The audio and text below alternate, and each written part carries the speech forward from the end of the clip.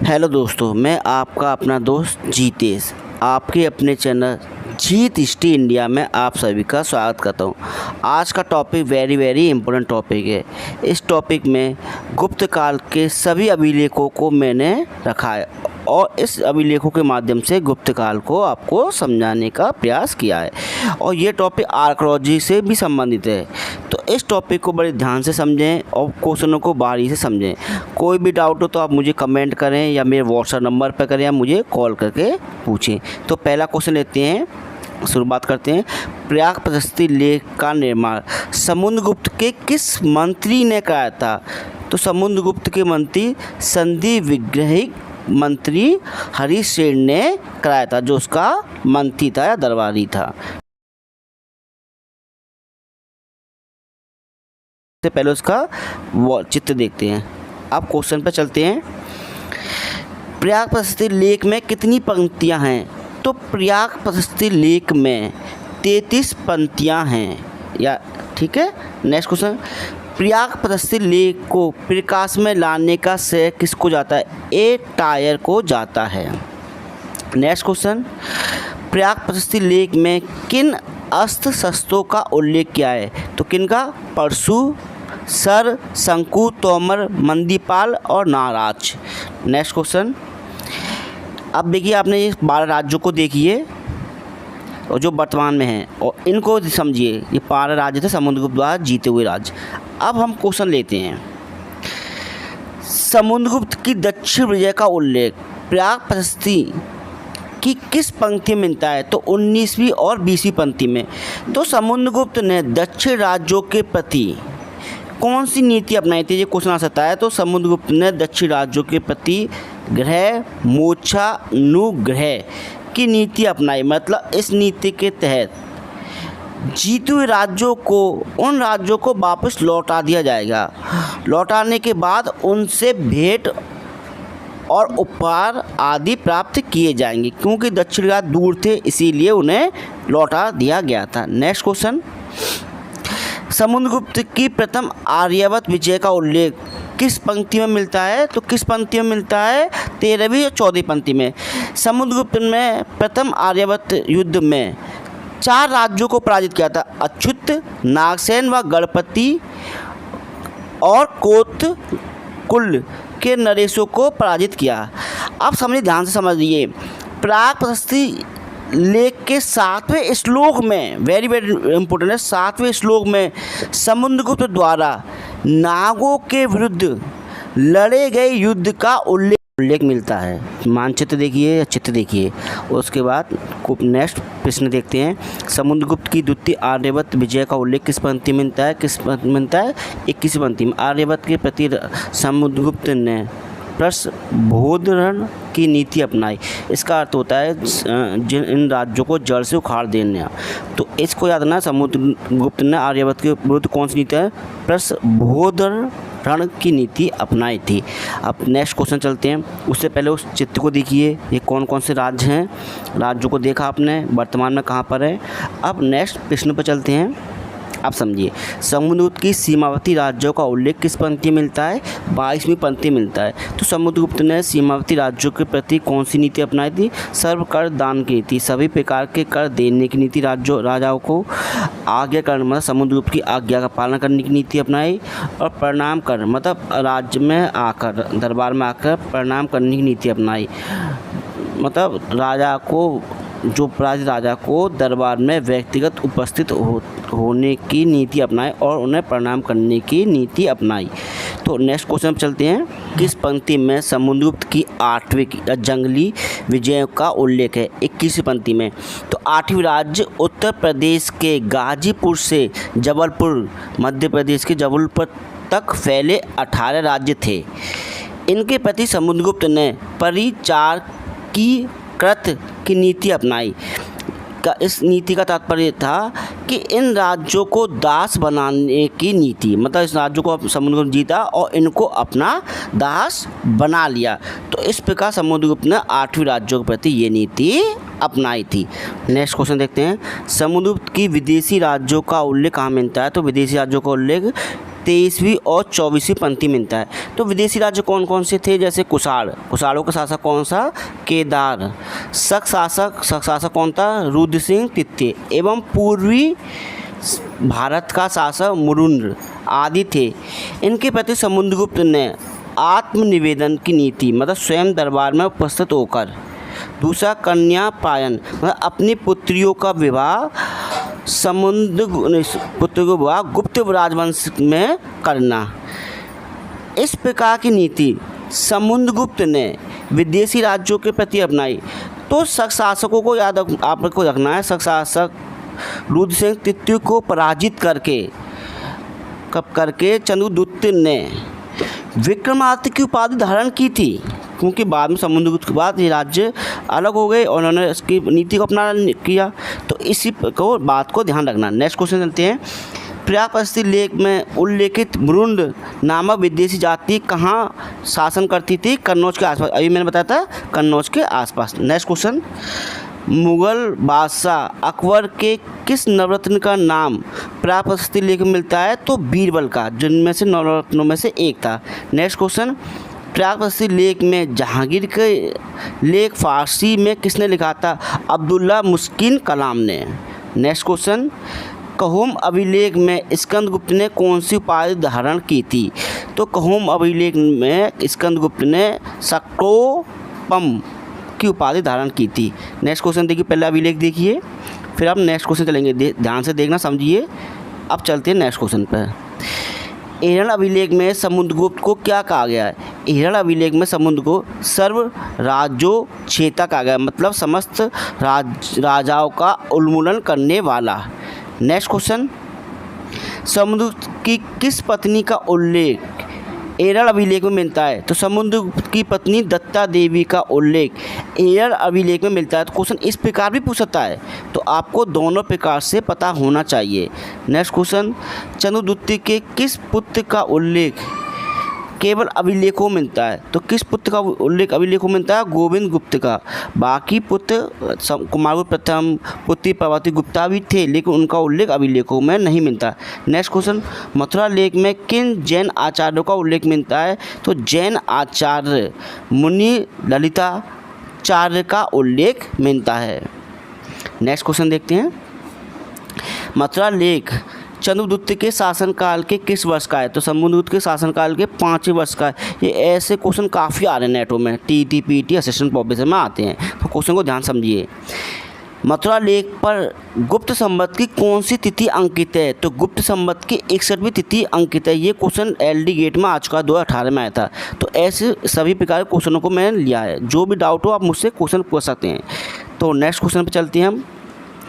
मेहरौली लौह स्तंभ लेख का संबंध किस गुप्त शासक से है, तो चंद्रगुप्त से हम मानते हैं।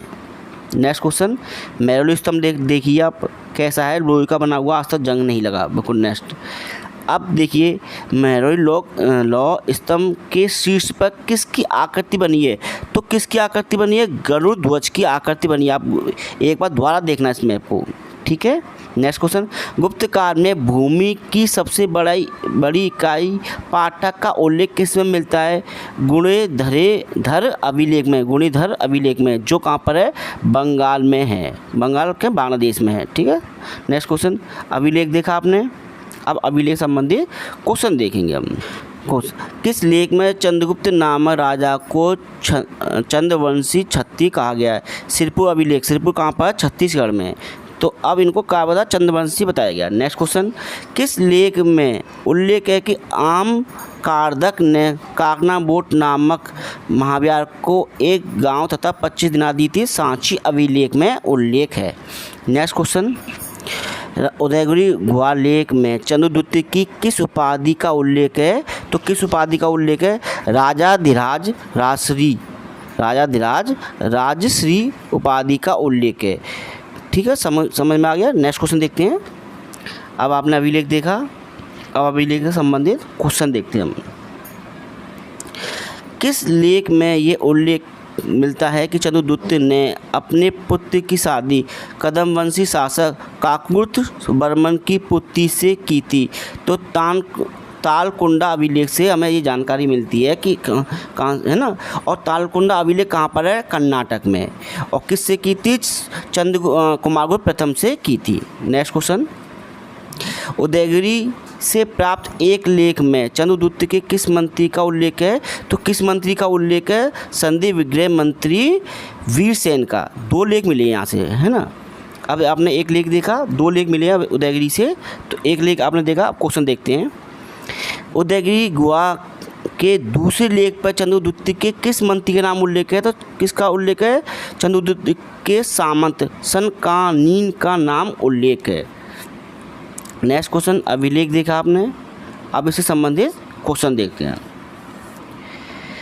सांची लेख का निर्माण चंद्रगुप्त के किस मंत्री ने कराया था? तो सेनापति आम्रकारदक ने कराया था। अब नेक्स्ट क्वेश्चन देखते हैं। किस गुप्तकालीन अभिलेख में विष्णु को मधुसूदन कहा गया है? तो गुणेधर अभिलेख में कहा गया है। नेक्स्ट क्वेश्चन, स्कंदगुप्त के सुप्रिया अभिलेख में किसे गुप्त वंश का संस्थापक कहा गया है? घटोत्कच को। मतलब गुप्त वंश का संस्थापक श्रीगुप्त को ना मानकर किसको माना है? घटोत्कच को माना गया है।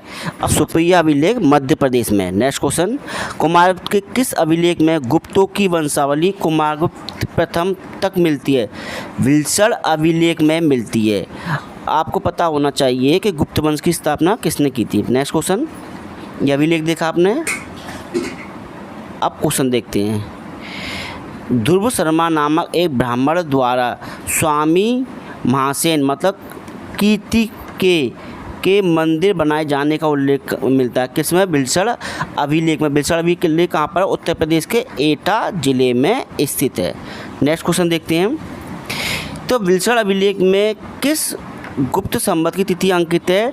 तो गुप्त संवत 96 अर्थात 415 तिथि अंकित है। मतलब कि कुमारगुप्त प्रथम के शासन की तिथि अंकित है 415, जब वह गुप्त वंश का शासक बना। नेक्स्ट क्वेश्चन, यह आपने अभिलेख देखा।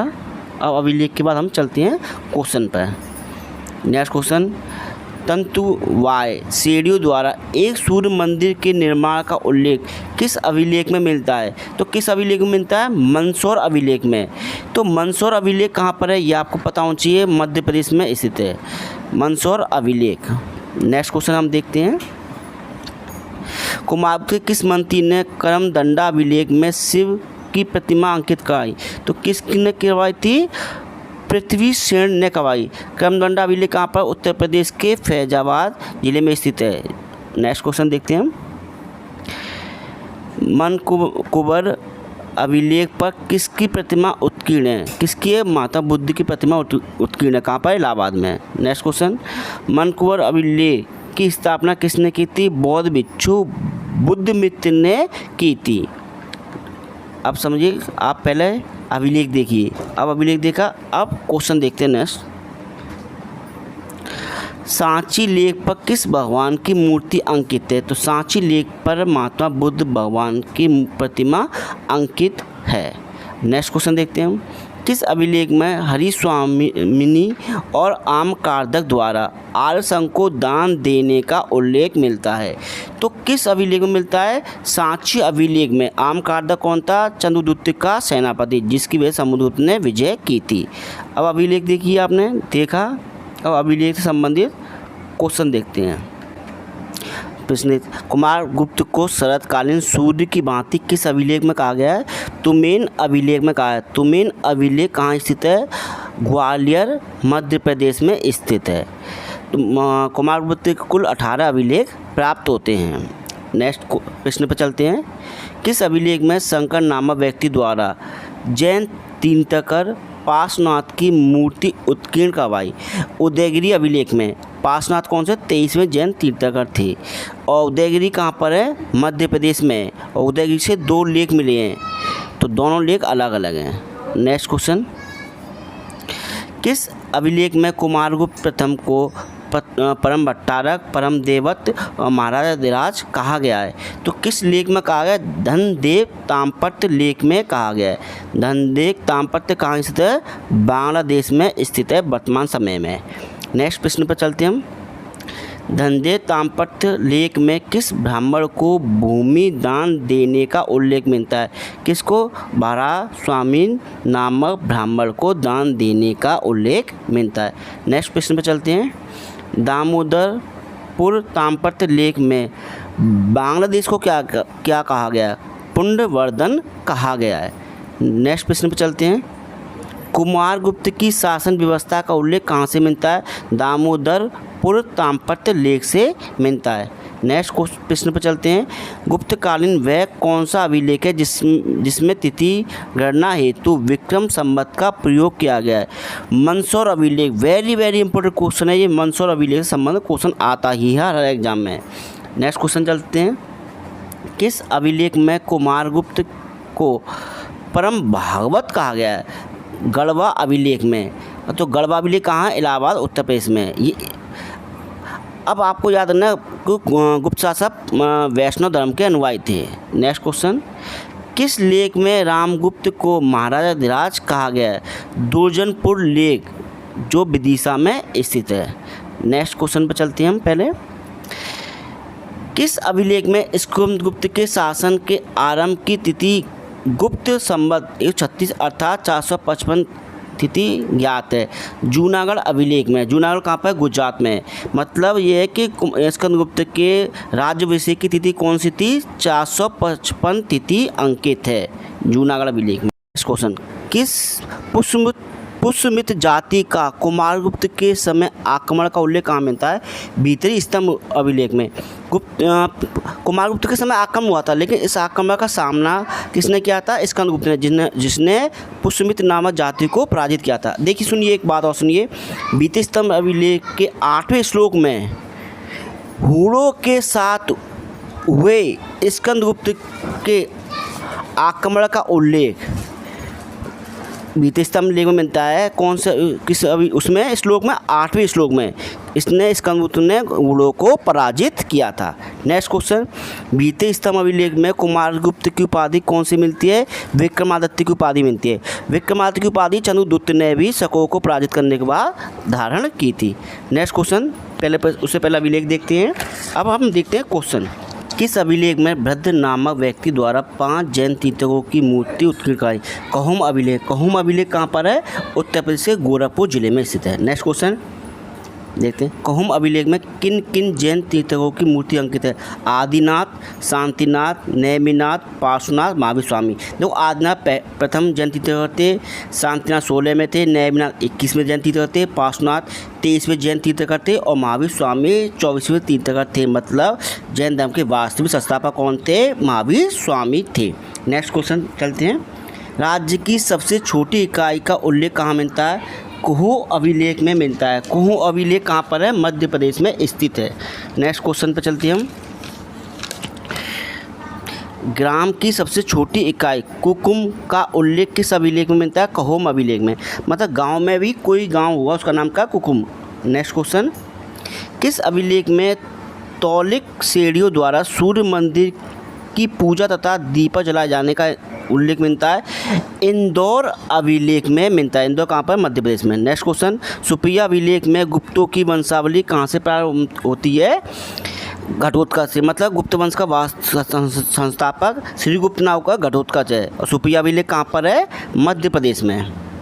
नेक्स्ट क्वेश्चन चलते हैं। भानुगुप्त किस मंत्री की मृत्यु पर उसकी पत्नी के सती होने का उल्लेख मिलता है? तो गोपराज। इससे पहले सती होने का साक्ष्य नहीं मिलता है। नेक्स्ट क्वेश्चन चलते हैं। प्रथम अभिलेख कौन सा था जिसमें सती प्रथा का साक्ष्य मिलता है? कौन सा अभिलेख है? एरण अभिलेख। एरण अभिलेख किसका है? भानुगुप्त का एरण अभिलेख है जिसमें सती प्रथा का उल्लेख मिलता है। Next question. सर्वप्रथम सामंत और महासामंत शब्द का उल्लेख कहाँ मिलता है? कहाँ मिलता है? गोड़ेधर अभिलेख में। गोड़ेधर अभिलेख कहाँ पर? मैं आपको बताया था बांग्लादेश में। क्वेश्चन। कोमिल्ला अभिलेख में किस गुप्त शासक को नहरों के निर्माण का श्रेय दिया जाता है? तो किसको दिया जाता है? वैन्यगुप्त को। आपको पता होना चाहिए नरसिंह भारती के समय गुप्त साम्राज्य 3 भागों में बट गया था। बटने के बाद मतलब विभाजित हो गया था। तो नरसिंह गुप्त बालत्य मगध का राजा हो गया। भानुगुप्त को मालवा का क्षेत्र मिला और वैन्यगुप्त को बंगाल का क्षेत्र मिला जहाँ उसने स्वतंत्र रूप से शासन किया।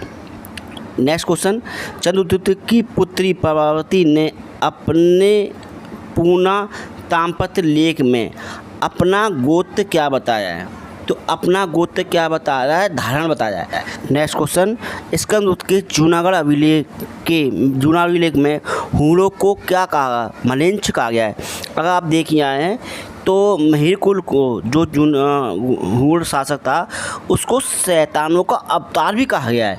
तो हूणों का आक्रमण गुप्तों के समय हुआ, तो मान सकते हैं कि गुप्तों के समय स्कंदगुप्त राजा वास्तविकता था। स्कंदगुप्त के समय हूणों का आक्रमण हुआ था, तो स्कंदगुप्त ने अपनी नई राजधानी अयोध्या को बनाया था। और हूणों के साम्राज्य को पतन होने में गुप्त वंश के साम्राज्य का पतन होने में हूणों का भी काफ़ी महत्वपूर्ण योगदान है। मतलब उन्होंने बार बार युद्ध करते रहते थे जिससे उनके साम्राज्य केंद्रीय शक्ति थी वो कमज़ोर हो गई थी। बाद के राजा आए थे तो वो हूणों को सही रूप से सामना नहीं कर सके। तो अब मैं अपनी वीडियो को यहीं विराम देता हूँ। अब हम मिलेंगे नेक्स्ट वीडियो में। तो मेरे चैनल को लाइक कीजिए, सब्सक्राइब कीजिए और अपने फ्रेंडों को शेयर कीजिए। जय हिंद।